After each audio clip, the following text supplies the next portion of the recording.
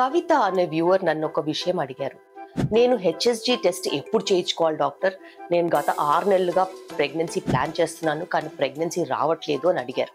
అయితే హెచ్ఎస్జీ అంటే హిస్ట్రోసాల్పింగోగ్రఫీ.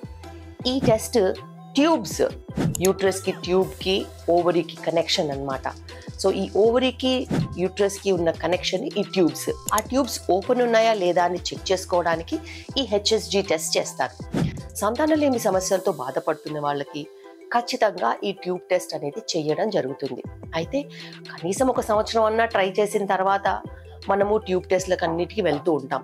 అయితే 30 ఏళ్ళు పైబడిన వాళ్ళకి, వయసు ఎక్కువగా ఉన్న వాళ్ళకి, లేకపోతే ఏదైనా ఐయుఐ ద్వారా ప్రెగ్నెన్సీ ప్లాన్ చేసే వాళ్ళకి, మేల్ స్పర్మ్ కౌంట్ తక్కువ ఉంటే ఐయుఐస్ చేస్తారనమాట. సో అలా ఐయుఐ ద్వారా ప్రెగ్నెన్సీ ప్లాన్ చేసే వాళ్ళకి, పీరియడ్స్ ఇర్రెగ్యులర్గా ఉన్నప్పుడు ఎగ్ తయారవడానికి మెడికేషన్ ఇచ్చి ప్రెగ్నెన్సీ ప్లాన్ చేస్తూ ఉంటారు.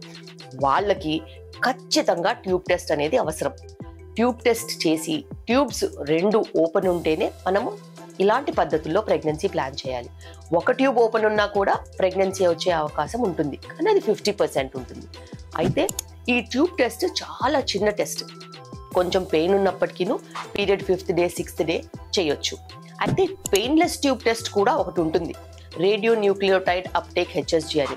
న్యూక్లియర్ మెడిసిన్ డిపార్ట్మెంట్ ఉన్న దగ్గర మీరు ఈ టెస్ట్ చేయించుకోవచ్చు. ఇది 10th డే అన్న 11th డే అన్న చేస్తారు. ఇది పెయిన్లెస్ ట్యూబ్ టెస్ట్ అన్నమాట.